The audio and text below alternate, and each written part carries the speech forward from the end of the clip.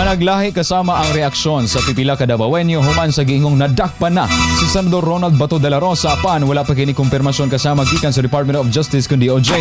Sa interview sa DXD Chairman Davao kang Antonio Datu Maguan, 71 years old, nga taga Barangay 31 ding ato ang dakbayan sa Davao.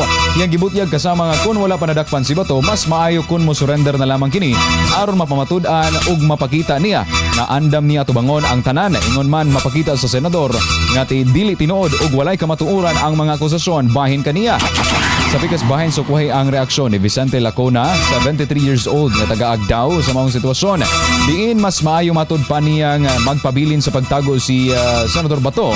Ingon man dili usa magpakita ang senador tungod mamahimong dili siya paminawon sa kapulisan ug mapareho ang iyang sitwasyon kang former President Rodrigo Roa Duterte nga gidala dito sa Dahig, Netherlands.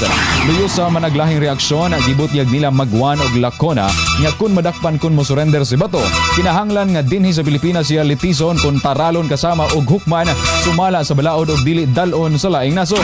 Subay niini iampo og ipasalig na lang matud pa nila sa Ginoo ang kahimtang ni Senador Bato de la Rosa ingon man nga unta naa sa mayong kahimtang ang maong magbabalaod. RM